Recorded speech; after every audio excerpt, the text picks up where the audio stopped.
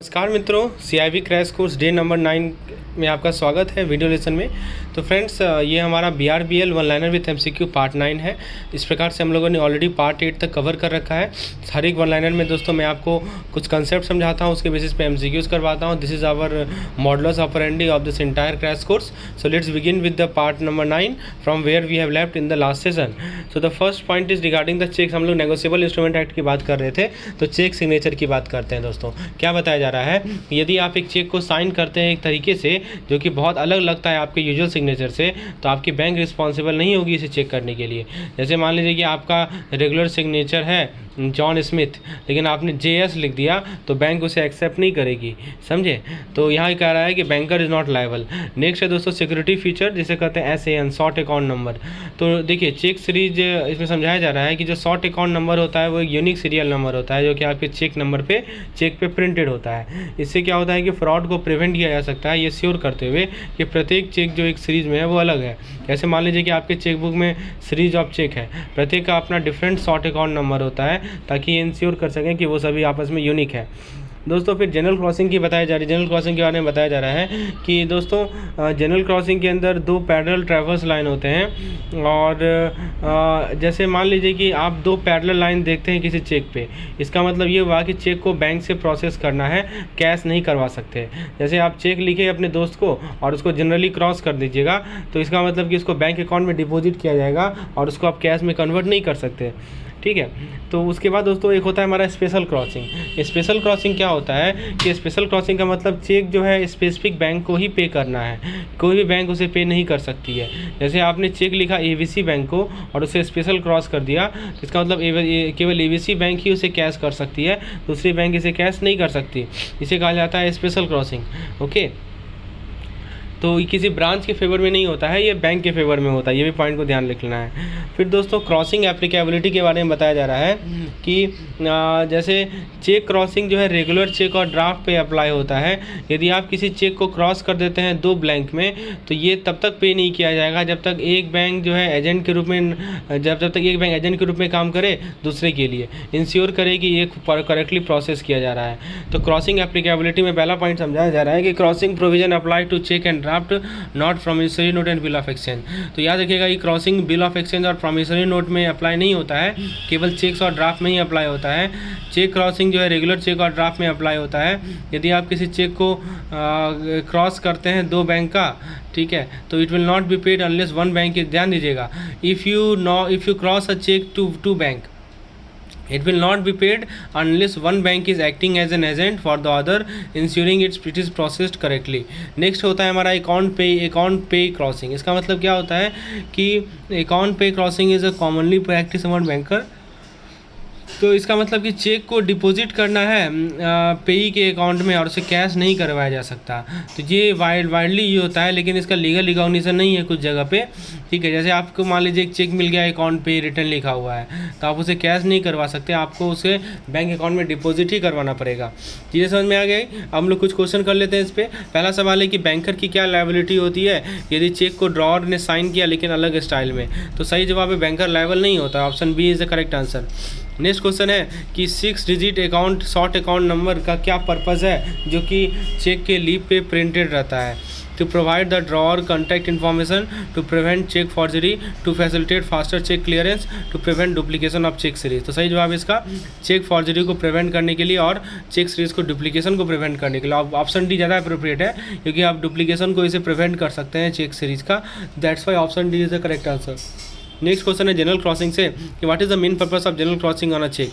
To specify the exact branch where cheque should be paid, to prevent any bank from paying the cheque, to direct the paying banker to pay the cheque through some bank, to pay the cheque payable to unspecific individual. तो सही जवाब है इसका option C कि आप paying banker को direct कीजिए कि वो चेक को पे कर दे कुछ बैंक के माध्यम से। स्पेशल क्रॉसिंग का प्राइमरी कैरेक्टरिस्टिक्स क्या होता है कि उसे आप कैश में पे कर सकते हैं, इसे किसी बैंक को पे कर सकते हैं, इसे आप पे कर सकते हैं नेम्ड बैंक को, इसके ऑथराइज एजेंट को, और डी कर रहा है कि किसी ब्रांच को पे कर सकते हैं किसी नेम्ड बैंक का। तो स्पेशली क्रॉस चेक का मतलब मैंने बताया ना कि बैंक किसी एक बैंक को पे कर सकते हैं, ठीक है। तो नेम्ड बैंक को पे करेंगे या उसके ऑथराइज एजेंट को पे करेंगे। Option number C is the correct answer. Crossing applicability, किस फाइनेंशियल इंस्ट्रूमेंट में क्रॉसिंग प्रोविजनली अप्लाई होता है? Cheque, draft, promissory note, bill of exchange. Option B promissory note, bill of exchange. Option C cheque and draft. Option D cheque, draft, not promissory note, bill of exchange. Option D correct answer है। देखिए check और draft में apply होगा, लेकिन ये जो P note है और बिल ऑफ एक्सचेंज है यहाँ पे हमारा फाइनेंशियल क्रॉसिंग एप्लीकेबिलिटी नहीं होता है। एक ऑन पे चेक की बात करें कि क्या अकाउंट पे चेक लॉ के द्वारा रिकॉग्नाइज किया गया है? ऑप्शन ए कर रहा है कि लीगली बाइंडिंग है। ऑप्शन बी कर रहा है कि रिकॉग्नाइज नहीं किया गया। देखिए ये रिकॉग्नाइज नहीं किया गया है, ऑप्शन बी सही जवाब है इसका। अब दोस्तों यदि आपको if you want such type of content for every subject of CIB, जैसे कि मैं आपको वन लाइनर PDF बताता हूँ, अपने पेड मेंबर को प्रोवाइड करता हूँ, इसका वीडियोस प्रोवाइड करता हूँ, साथ ही साथ दोस्तों हमारे पास चैप्टर वाइज वीडियो सेपरेट है, वो भी मैं प्रोवाइड किया हुआ हूँ। आपको 2000+ MCQ का सेट मिल जाएगा। और दोस्तों आपको daily quizzes, mock test, unit wise mock test, full length mock test सभी का एक्सेस मिलेगा। तो दोस्तों बहुत ही कम दाम में आपके लिए CIB क्रैश कोर्स लाया हूँ। मात्र 1400 रुपीज़ में आप 5 सब्जेक्ट का क्रैश कोर्स एक्सेस कर सकते हैं, आपका इलेक्टिव पेपर कुछ भी हो। तो फ्रेंड्स आप इस कोर्स में इनरोल हो सकते हैं। इसका हमने प्रॉपर स्केड्यूल बनाया, उस स्केड्यूल के अकॉर्डिंगली हम लोग आगे बढ़ रहे हैं। With in 1 month I will complete the entire thing. I have 1000 points ready with me, और उस 1000 पॉइंट को में न्यूमेरिकल पॉइंट भी इंक्लूडेड है और थ्योरेटिकल पॉइंट भी इंक्लूडेड है, जिसको मैं पॉइंट वाइज आपको सामने प्रस्तुत कर रहा हूँ। तो विशेष जानकारी के लिए या तो मुझे व्हाट्सएप करें, या दोस्तों आप हमारे ऐप को इंस्टॉल कर सकते हैं। ऐप का लिंक डिस्क्रिप्शन सेक्शन में प्रोवाइडेड है, और वहाँ से इस कोर्स को इनरोल कर सकते हैं। अब दोस्तों हम लोग अकाउंट पे क्रॉसिंग के बारे में थोड़ी डिटेल बात कर लेते हैं।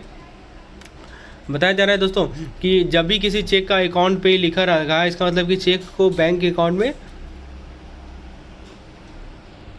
डिपॉजिट करना है, ठीक है। जिसका पेई का जो नाम रहेगा उसके बैंक अकाउंट में। जैसे मान लीजिए कि आपको एक चेक मिला, ऐसा चेक मिला, तो आप उसको कैश नहीं करवा सकते। आप उसको जैसे उस पर प्रीतम लिखा हुआ है, तो प्रीतम के जो के डिपॉजिट अकाउंट रहेगा वहाँ पे डिपॉजिट करेंगे, अकाउंट पे डिपॉजिट करेंगे। फिर बात है नॉट नेगोशिएबल क्रॉसिंग। क्या मतलब हुआ कि दोस्तों ये क्रॉसिंग जो है कैरेक्टरिस्टिक, जैसे देखिए सिंपल सी बात है, जब भी किसी चेक का नॉट नेगोशिएबल लिखा हुआ है ना इस पर, इसका मतलब कि जो चेक को रिसीव करेगा वो उस चेक को दूसरे को नहीं पास कर सकता। समझिए कि इसमें लिखा हुआ है कि रेसिपिएंट यूज के लिए ही है केवल, ठीक है। तो ये लीगल प्रोविजन है जो कि section 130 of the negotiable instrument act के द्वारा गवर्न किया जाता है। कैंसिलेशन ऑफ क्रॉसिंग में क्या बताया जा रहा है कि समझिए बात को, कि मान लीजिए कि आप जो है क्रॉसिंग को रिमूव करना चाहते हैं किसी चेक से, ठीक है। तो जिस पर्सन ने चेक लिखा है, यानी जो ड्रॉअर है, वो ऐसा कर सकता है अपना नाम साइन करके और पीछे लिख के कि क्रॉसिंग कैंसल्ड। इससे क्या होता है कि बैंक जो है चेक को कैश में किसी दूसरे को पे कर सकती है जिसे पता है वो। फिर से मैं बताता हूँ दोस्तों, यदि आप चाहते हैं कि क्रॉसिंग चेक से रिमूव हो, तो जो पर्सन जिसने चेक लिखा है यानी ड्रॉअर जो है वो ऐसा कर सकता है अपना नाम साइन करके और लिख के कि क्रॉसिंग कैंसल्ड। इससे क्या होता है कि बैंक चाहे तो उसको कैशमेंट भी कर सकती है। फिर दोस्तों प्रोटेक्शन फॉर पेइंग बैंकर क्या है, समझिए बात को। एक एक पॉइंट को मैं सिंपल भाषा में समझा रहा हूँ आपके लिए। देखिए यदि कोई बैंक जो है किसी क्रॉस चेक का पेमेंट कर देती है रूल्स के अनुसार टाइम पे, तो वो प्रोटेक्टेड है लॉ से, सेक्शन नंबर 128 से प्रोटेक्टेड है। लेकिन वो क्रॉसिंग डायरेक्शन को फॉलो नहीं करती और पेमेंट रॉन्ग पर्सन को चला जाता है, तो वहाँ पे उनकी रिस्पॉन्सिबिलिटी हो जाती है, जो कि सेक्शन 129 में लिखा गया है। तो यदि बैंक क्रॉस चेक को पे करती है रूल के अनुसार और टाइम पे करती है, तो उनको वहाँ पे बेनिफिट मिलता है, तो सेक्शन 128 लगेगा। और यदि वो गलती से किसी और जिसको पेमेंट नहीं करना तो उसको पेमेंट कर देगी, तो सेक्शन 129 लगेगा, ठीक है। यदि पेमेंट रॉन्ग पर्सन को चला जाता है, तो ये प्रोटेक्शन मिला है किसे, पेइंग बैंकर को। याद रखिएगा दो सेक्शन का नाम, सेक्शन 128 और सेक्शन 129। नेक्स्ट है हमारा crossing an agency for collection. इसका मतलब क्या हुआ दोस्तों, इसका मतलब ये हुआ कि यदि चेक को क्रॉस किया जाए इससे पहले कि बैंक को दिया जाएगा कलेक्शन के लिए, मतलब बैंक को कलेक्शन देने से पहले ही क्रॉस किया जाए, तो बैंक क्या कर रही है, पैसा कलेक्ट कर रही है उस पर्सन के बिहाफ में जिसके लिए वो चेक है। वो बैंक मनी को ऑन नहीं करती, वो एक मैसेंजर है जो कि इंश्योर करती है कि करेक्ट पर्सन को पेमेंट दिया जा रहा हो। तो यही होता है crossing an agency for collection. मैं फिर से समझा दूं कि यदि किसी चेक को क्रॉस किया जाएगा इससे पहले कि बैंक को दिया जाए कलेक्शन के लिए, तो बैंक क्या कर रही है, पैसा कलेक्ट कर रही है पर्सन के बिहाफ में। They don't own the money, they are just messenger insuring the correct person get paid. Next है कन्वर्जन एंड फॉर्जरी। क्या मतलब होता है दोस्तों, कन्वर्जन का मतलब ये होता है कि कोई इलीगली इंटरफेयर कर रहा है रियल ऑनर के, जो चेक का जो रियल ऑनर है ना उसके राइट से। तो यदि कोई आदमी चेक का जो रियल ऑनर है उसके राइट से इंटरफेयर कर रहा है, इसको कहते हैं हम लोग कन्वर्जन। तो फॉर्जरी का मतलब क्या होता है कि आप किसी पर्सन का सिग्नेचर को फेक कर लिए, जिसने चेक लिखा हो, ठीक है। तो इस कारण से बैंक लायबल माना जाएगा जब तक कस्टमर ये प्रूव ना कर दे कि ये फॉर्जरी था। तो जो बैंक पैसा कलेक्ट करेगी उसे प्रोटेक्शन मिला है section 131 of the NI act, इस पार्टिकुलर सेक्शन में। नेक्स्ट पिनल प्रोविजन की बात करें डिसऑनर चेक का, तो समझाया जा रहा है दोस्तों आपको यहाँ पे इस पार्टिकुलर पॉइंट में कि जो लॉ था वो 1989 में सेक्शन 148 लॉ था ना, जो लॉ था उसको 1989 में चेंज किया गया ताकि उन लोगों को पेनलाइज करें जो चेक तो लिखते हैं बिना उसमें पैसा लिखे हुए, बिना उन पर पैसा है ही नहीं अकाउंट में पैसा नहीं है और चेक लिख के दे दिया। तो ये सेक्शन 138 जो एनआई एक्ट का है ना, वो ये ऑफेंस बनाता है कि यदि चेक बाउंस हो जाता है इनसफिशिएंट फंड के कारण, और लीगल कॉन्सिक्वेंस हो सकता है जिस पर्सन ने चेक लिखा है यदि उसके खाते में पैसा नहीं रहे तो। समझ में आ गया। अब दोस्तों कुछ क्वेश्चन कर लिया जाए। पहला सवाल है कि अकाउंट पे क्रॉसिंग कैसे कलेक्टिंग बैंकर को डायरेक्ट करता है कि चेक के साथ क्या करे, क्या कैश में पे कर दे नेम्ड पेई को, क्रेडिट कर दे चेक को नेम पेई अकाउंट में, हैंड ओवर कर दे चेक को ड्रॉअर को, ट्रांसफ़र कर दे चेक को डिफरेंट बैंक को। तो दोस्तों अभी मैंने बताया था कि जो हमारा अकाउंट पे क्रॉसिंग होता है उसमें कलेक्टिंग बैंकर क्या करता है, क्रेडिट कर देता है चेक को नेम्ड पेई अकाउंट में। तो जब भी किसी चेक का अकाउंट पे लिखा रहेगा मतलब चेक को बैंक अकाउंट में डिपॉजिट किया जाएगा जो भी पेई है उसके बैंक अकाउंट में। तो ऑप्शन नंबर आपका बी सही हो जाएगा।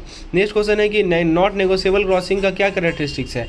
It takes away the ability to be endorsed to different payee, it takes away the ability to be in cash, it takes away the ability to crossed, it takes to be ability to deposit in bank। अभी मैंने बताया कि इसमें जो क्षमता था आपका कि आप इंडोर्स कर सकते हैं दूसरे पेई को, वो चला गया, इसलिए इसको नॉट नेगोशिएबल इंस्ट्रूमेंट क्रॉसिंग कहता है।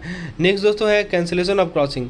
तो कौन कैंसिल करता है क्रॉसिंग को जब तक उसका अपने फुल सिग्नेचर में राइटिंग क्रॉस कैंसिल। तो payee of the cheque, draw collecting bank, drawer of the cheque, paying bank. Obviously drawer, तो ड्रॉअर चूँकि चेक बनाता है तो वही तो मान लीजिए गलती से उसने चेक बनाया और ऊपर में डबल क्रॉसिंग कर दिया। अब उसको क्या करना है कि ये क्रॉसिंग को हटवाना है, मतलब क्रॉस चेक नहीं होना चाहिए। तो क्या करेगा कि वो क्रॉसिंग काट के वहाँ पे लिख देगा बगल में कि crossing cancel. Option C is the correct answer. Next question है कि किस कंडीशन के अंदर जो पेइंग बैंकर है वो उससे प्रोटेक्शन मिलता है क्रॉस चेक को पे करने का। बताइए किस कंडीशन में पेइंग बैंक को प्रोटेक्टेड होते हैं। यदि पेमेंट वॉलेट करता है क्रॉसिंग डायरेक्शन को, यदि पेमेंट ड्यू कोर्स में किया गया और कंप्लाई करता है क्रॉसिंग रिक्वायरमेंट से। Option B is the correct answer. जब कोई चेक या ड्राफ्ट को क्रॉस किया जाए इससे पहले कि बैंक से लॉन्च किया जाए कलेक्शन के लिए, तो बैंक का क्या रोल है। बैंक एजेंट के रूप में काम करती है कलेक्शन के लिए। तो फ्रेंड्स कौन सा सेक्शन है एनआई एक्ट का जो कि इसे ऑफेंस बनाता है यदि चेक को रिटर्न कर दिया गया unpaid due to insufficient funds, section 138। तो फ्रेंड्स ये था हमारा बीएफएम का बीआरबीएल का वन लाइनर सेशन। हमारे पास subject wise one liner session भी है, so you can access also that. Description section में आपको लिंक मिल जाएगा। फ्रेंड्स यदि आपको किसी प्रकार की कंटेंट की रिक्वायरमेंट है तो हमसे ज़रूर संपर्क करें इस नंबर पे। बाकी का जो कंटेंट है वो पेड मेंबर के लिए अवेलेबल रहेगा। धन्यवाद।